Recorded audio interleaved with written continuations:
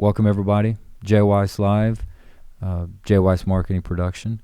And again, we're going to be talking to a local business owner here in Houston and get all the details, and we'll get with him here in just a moment. But first, before we start, as always, we want to thank our sponsor, Advantage BMW Midtown, Philip Hart, Southwick, and those guys. Good group of people. Anything you need BMW when it comes to parts, sales, service, anything you need, go see those guys at Advantage BMW Midtown. They'll take great care of you, treat you like family. They got everybody to help you out, from buying the car to learning about all the features of the car to servicing it, everything. You want to get your car modified in any kind of way, they'll do it. It's a first-class operation. So Advantage BMW Midtown, thank you guys so much for making this possible. We really appreciate it. Yes, sir.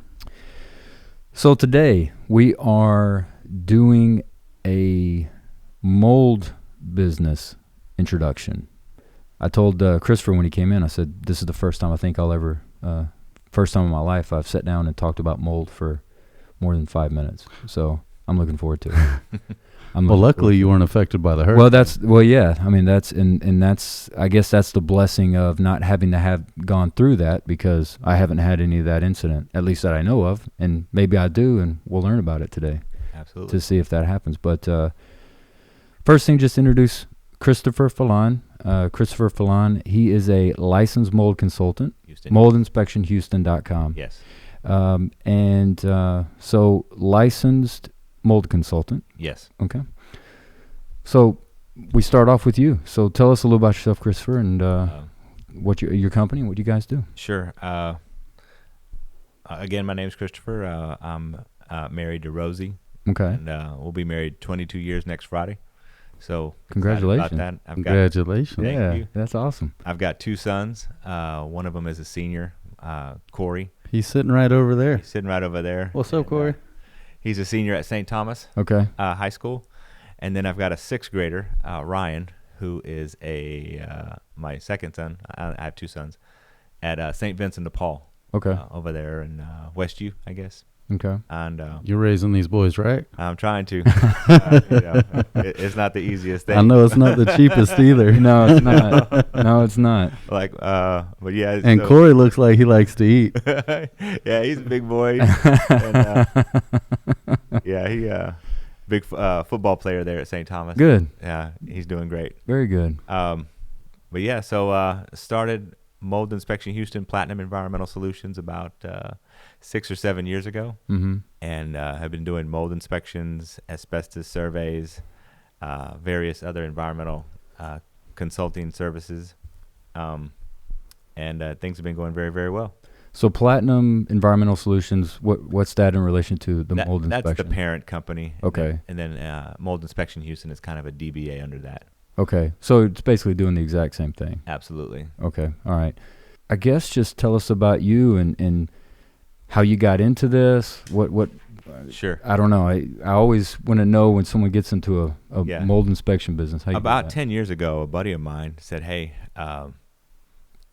you want to work for an environmental consulting firm? And I said, hey, I don't know anything about the environmental. Yeah. And he said, you have the right degree. So I came back to Houston from San Antonio and got a job at a place called Malcolm Perney, Okay. Environmental Consultants, and that was quickly bought by Arcadis, which is a worldwide conglomerate. So I did soil sampling, water sampling, reporting, things like that. Mm-hmm. And then I did some asbestos oversight. And at the time, the state of Texas, asbestos, mold, and lead were all governed by the same body. That's no longer the case, but being involved in asbestos led me to get a license in mold consulting. Okay. And since I had the degree and was on my way to finishing a master's degree in environmental toxicology, it was just natural to be a mold consultant and an asbestos consultant.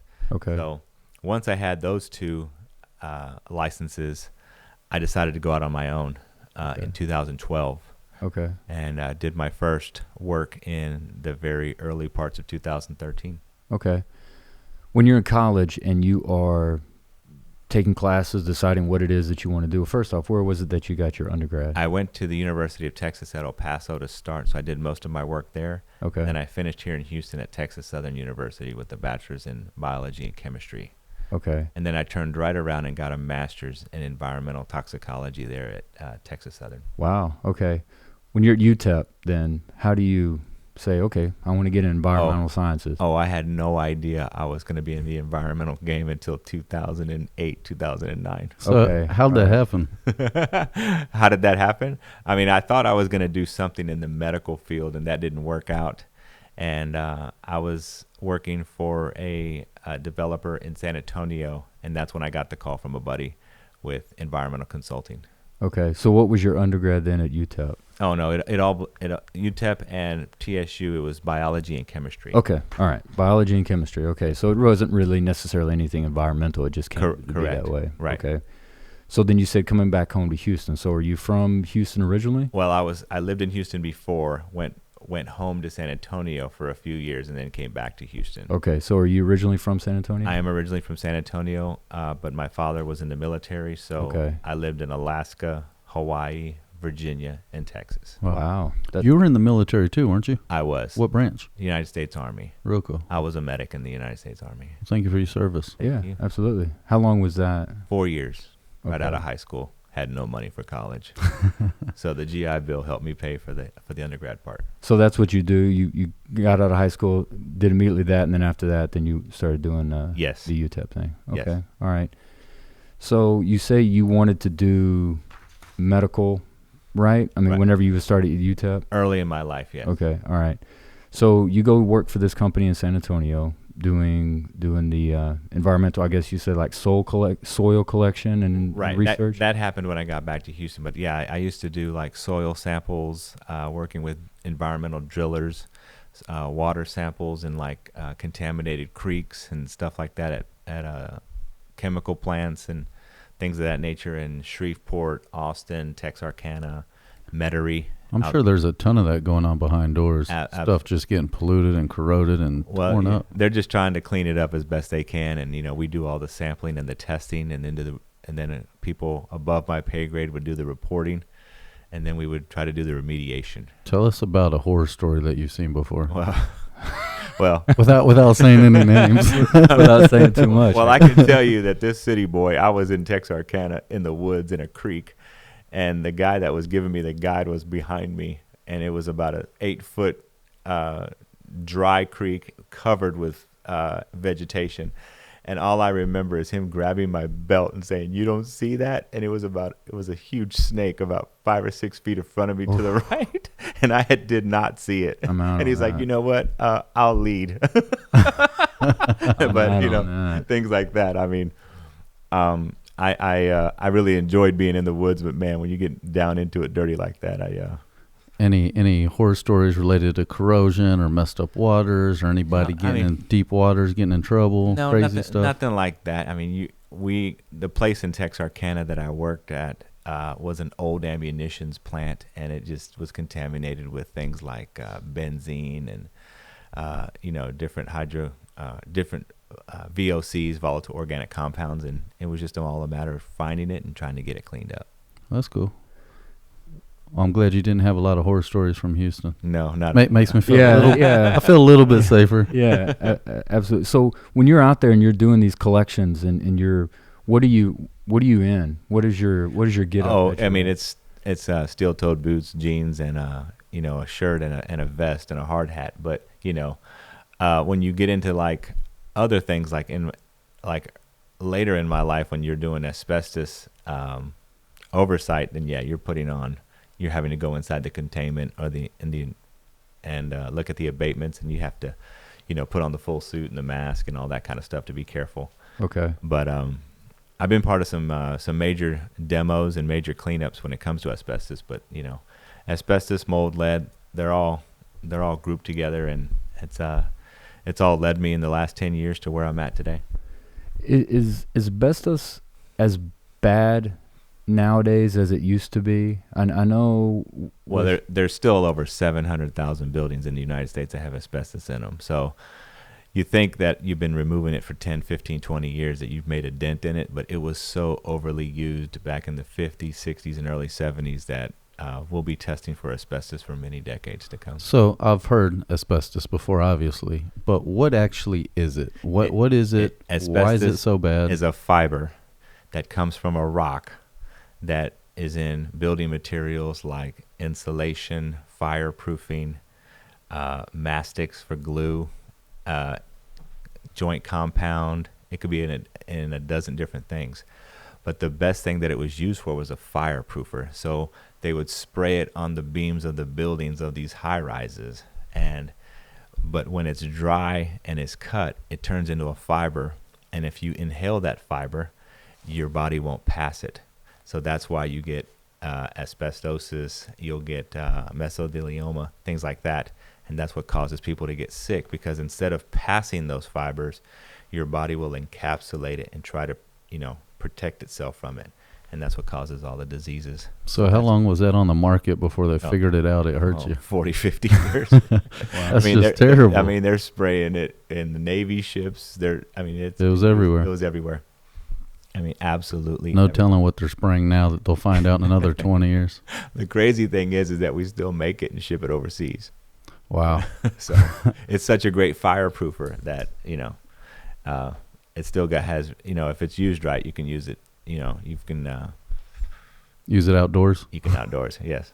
What are we using now as opposed to asbestos? I do not know. It's got to be non-asbestos material fireproofing. You're using VCT tiles without asbestos in it. You're using like a yellow mastic for glue down carpets, for glue down VCT, and Cove base. They're just using products now that are glues and don't have asbestos in them. Okay. You are working for these different companies, and then you're moving on to go on your own. What made you take that step? What was it about it? I guess when we were bought by Arcadis, my company was bought by Arcadis. I don't think I fit into that mold of that corporate mold. Okay. So I went to my wife and said, "Hey, I think I want to go out on my own," and she thought I was crazy, but I stuck to my guns and I said, "Honey, I think I really, really can do this." So it was really scary for the first 4, 5, 6 months, but after that, it took off and it took hold. And you do the right thing, you do the inspections right, and people trust you.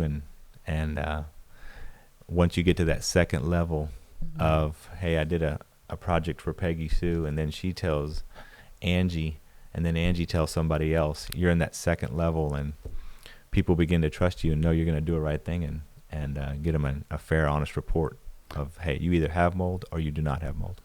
Well, I've known you for a long time, and you've always done legit business, honest business. You know your shit, and that's the service that you're providing people.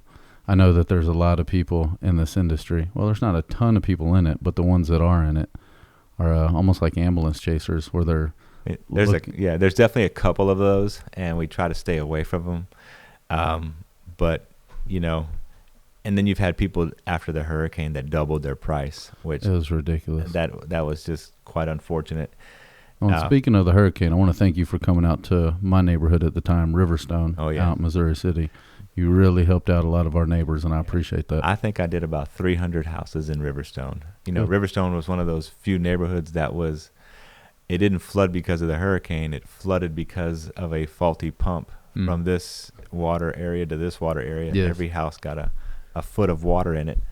And I don't know if you know that, Grant, or not, but Chris is the one that I called when we were doing a lot of the recovery work out in the neighborhoods. Okay. And after the water went down and people started getting on the phone, he came out and took care of the whole entire neighborhood. Yeah, that was quite a project. I wasn't as intimately and over the project as Johnny was. Johnny was a lot more involved with it than I was, but I helped out where I could. And I can imagine when you're in a situation like, we would go into homes and people would just have no idea what to do. Really for me, if it happened to me, I really wouldn't have known what to do other than getting everything up that I can. But I can imagine how having somebody that does what you do and gives an honest estimate and assessment, how valuable that can be. In a flood situation like that, where you're coming into a house that had a foot of water into it. You know, most people know by the time I've gotten there, hey, 4 feet of sheetrock, because the sheetrock is sold in 4-foot increments. Take out the cabinets, take out the stand-up shower, take out the toilet, take out any of the flooring that is not tile, because the tile usually is directly applied to the concrete. Applied to the concrete.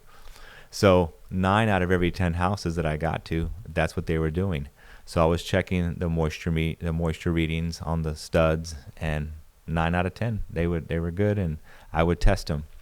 There was one situation where I got to a house in Riverstone where she still had some hardwood floor and she still had her cabinets, and I said, "Ma'am, you're not ready for me."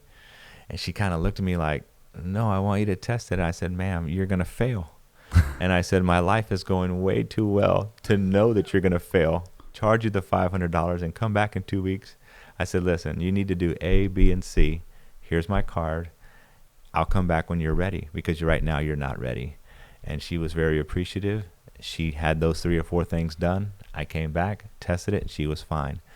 And that little thing right there, I ended up getting the whole block, like 12 houses. It just goes to show you do good business. I'm and telling word you. spreads. Like I told her, my life was going way too well. And I was doing 8 or 9 houses a day. I was exhausted. I said, "But listen, you're not ready. So let's get you ready, and we'll go from there." Are you still seeing effects from the hurricane? Oh, today? absolutely. Now we're getting to the houses that have not been touched. So you have contractors coming in, gutting them, trying to encapsulate them and get me to test them. Yes. Are those ones that were vacated at the time? Yes. You'll have like an elderly couple that's been moved out of there, and they're moved somewhere else or to a nursing home, and that house is just sat there for sale by owner. And that's got to be scary. It is kind of scary. I can't imagine having a house that sits that long, what it's like in there. Oh, yeah. I've been kind of acclimated to a mold smelling house, but I've been in some where I can't spend more than 5 or 10 minutes in there. It gets so bad. Well, I'm in the car business, and we would have cars that would come in with water in them, and I've had them before where they're really bad. So I can't imagine what it would be like in a home. Like in a house that all the windows and the doors have been closed for 6 months or a year. Yeah. Yeah, it's really, really bad. When you made the move to decide that, did you see a vacancy in the market here that needed some injection of somebody like you? You know what? I wasn't that complicated. I just knew that I loved what I did with mold and asbestos. And I said, I want to do it for myself, and I think I can make a living at it. Okay. So it wasn't like a market research where you looking at it and saying, "Oh, no, I was nowhere near that smart." No. You just went into it and said, "I'm going to do it and see what happens." Well, I was trying to do it by myself. Yeah. And a buddy of mine, I have 2 buddies, Corey DeBerdino and Josh Wiseman, who happens to be Johnny's brother. And Josh, I went to Josh, who was a small business owner, and I said, "Hey, man, I'm trying to get this off the ground." And he says, "Hey, you need to talk to my brother Johnny." And I'm like, "Why do I need to talk to a club manager for?" The guy was managing a club at the time called The Sanctuary out in Washington.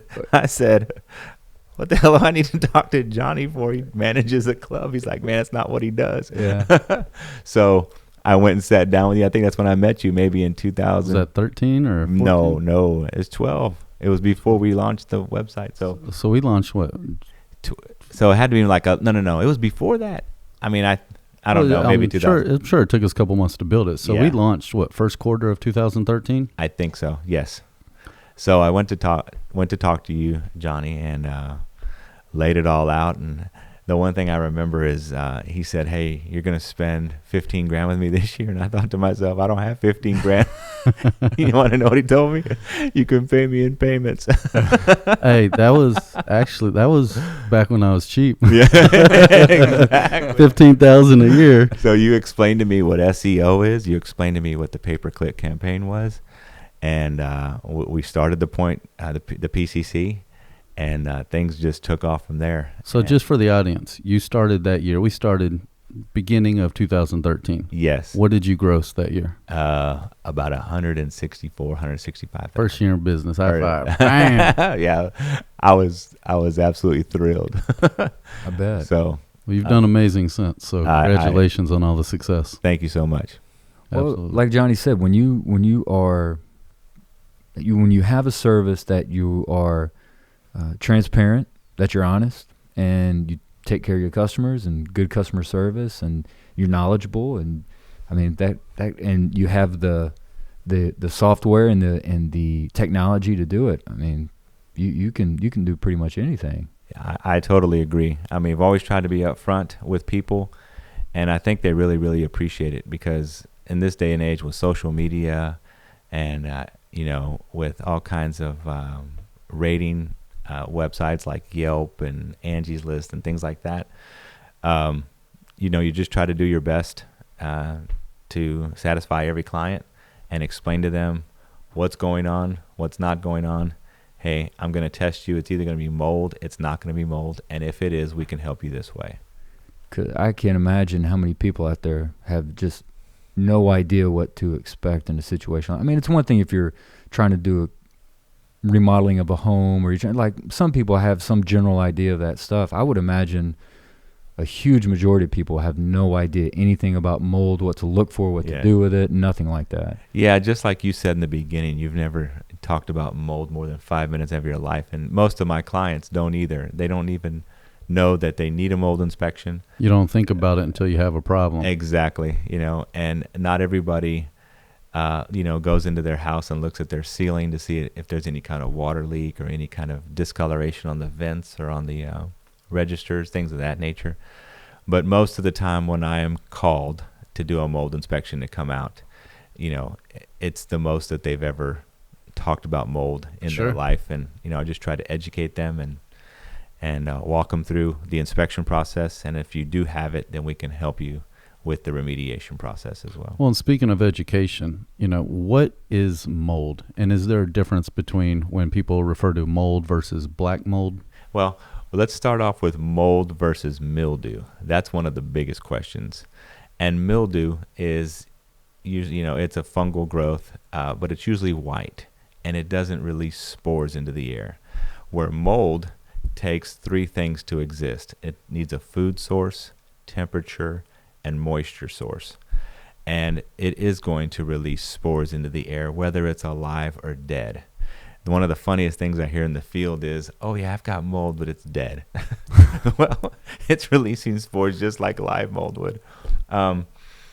And to get to your question about mold and black mold is a mycotoxin that is toxic.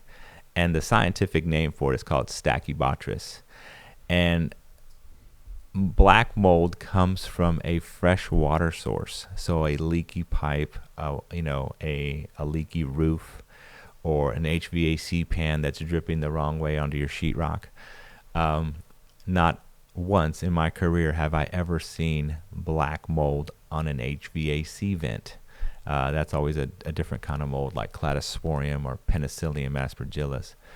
Those two molds are more common, and they also grow naturally outside, but you should not have them growing in your AC system.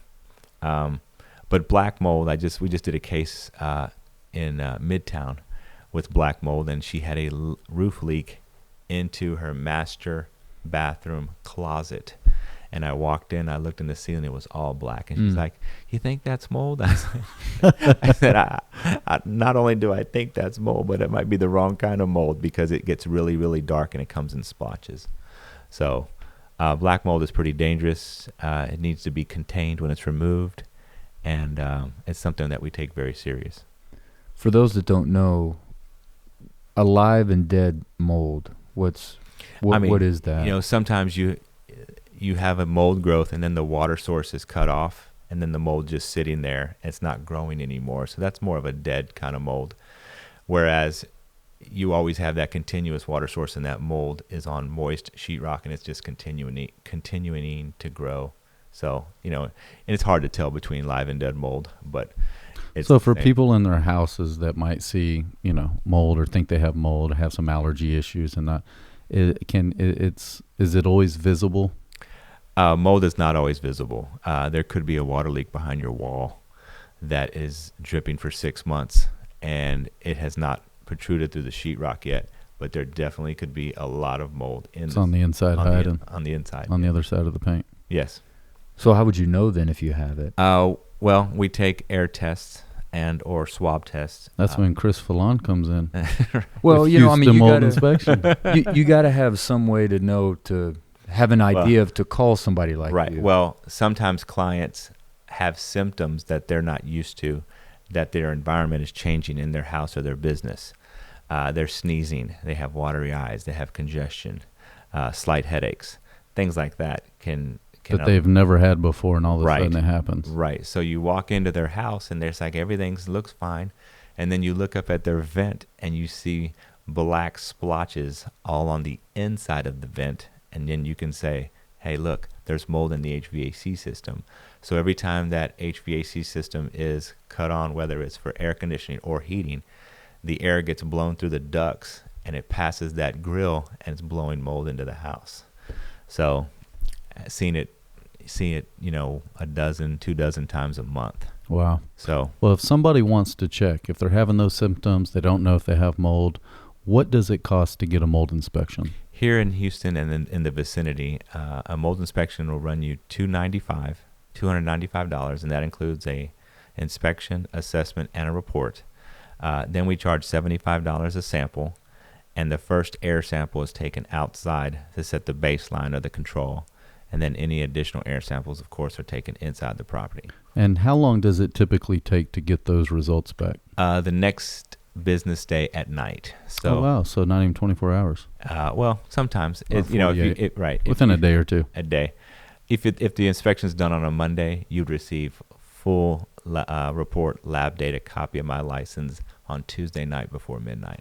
And tell me about those $5 mold test kits that you can buy at Home Depot. Oh. Those kits, they're the Petri dishes. You can put those anywhere in your house. You can put them on top of your refrigerator. You can put them in your bathroom. You can put them on your nightstand. They're always going to grow mold because the environment always is going to have mold spores in it, outside, inside. They're just so they're always going to say you have mold, and you just wasted $5 or $50 or whatever they right. cost. You can buy them for $5, and then they charge you $45 for you to send them to a lab. Yeah. But they're always going to have mold in it because all air has mold. So if you really want to check, contact somebody like yourself to come out and do a legit test. A licensed mold consultant like myself, come out, walk the property, look at all the ceilings, look at all the vents, decide with the client, hey, we're going to run air samples here, we're going to do a swab sample there, take those samples to a lab, have them analyzed by a microbiologist. I get the lab data back, and then I write the report. Good to know. So when you're saying you're a licensed inspector, go ahead. I'm sorry. Licensed mold consultant. Yeah, licensed mold consultant. How do you get those certifications besides your schooling that you did? Right. You have to have, I believe, in the state of Texas, you have to have a bachelor's degree in earth science or one of the earth sciences. Okay. And then you go through a 40-hour course that's taught by a licensed educator here in the Houston area. I mean, they're statewide. Okay.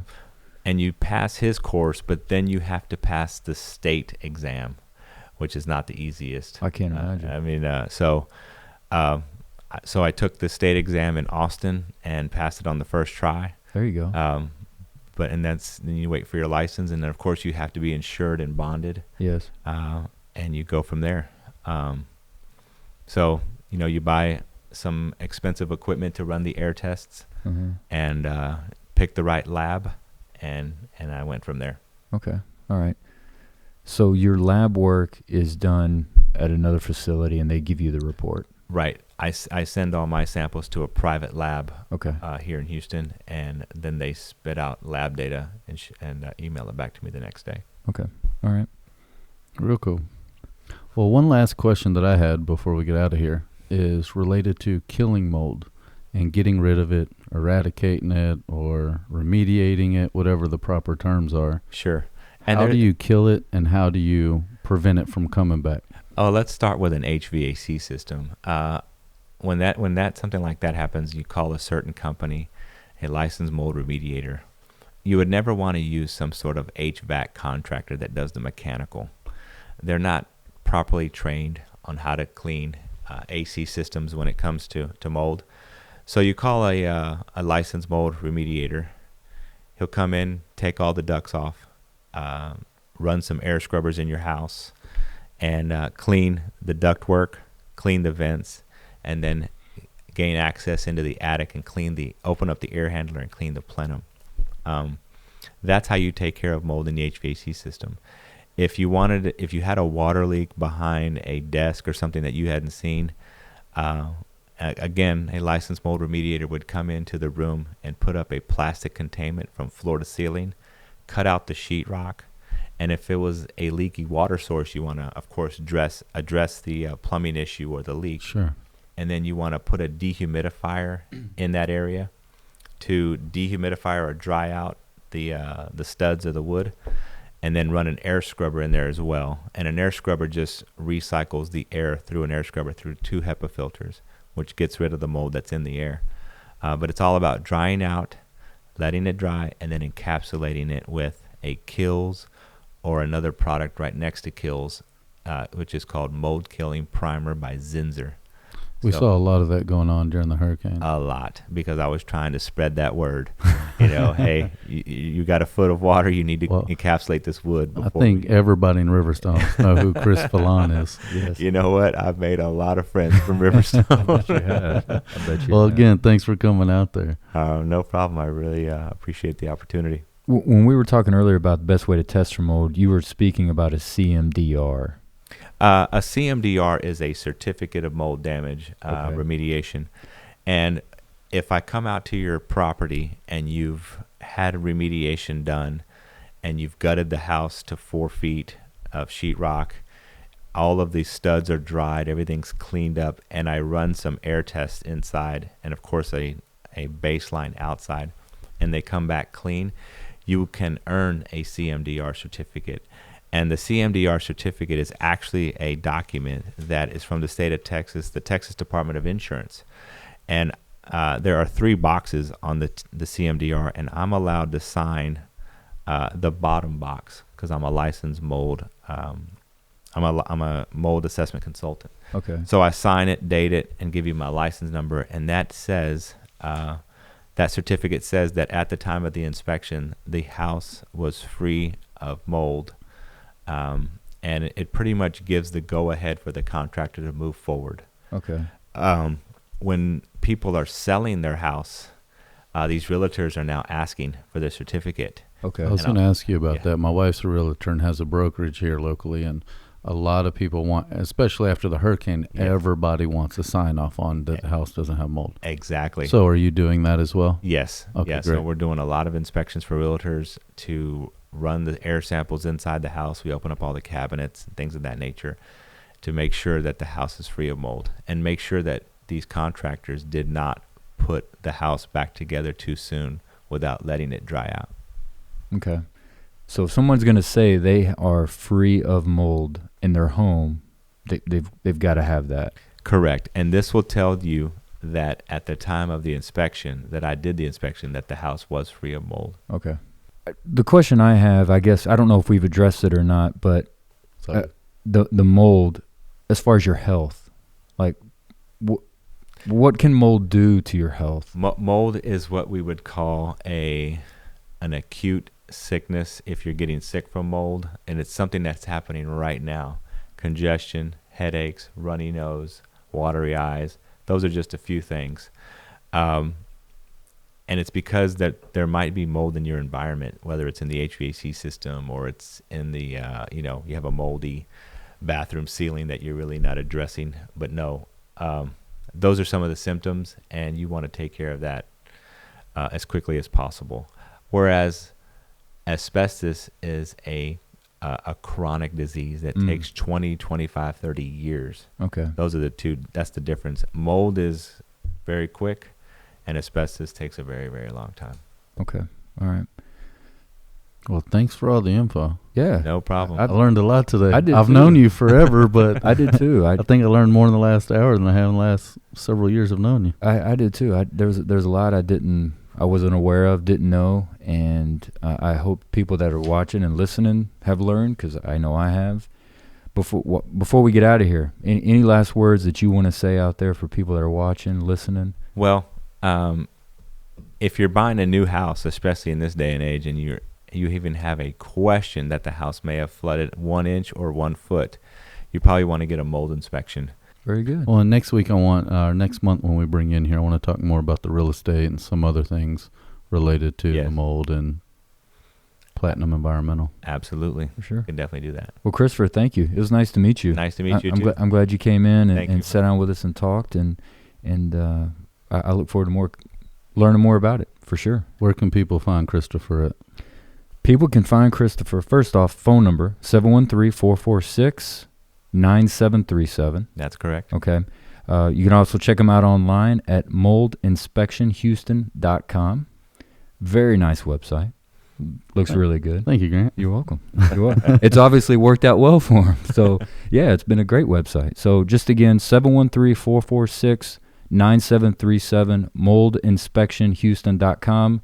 Christopher Felan, thank you, sir. Thank you so much. Thank you, brother. We'll see you next month. All right, Take care. sir. Take care. All right.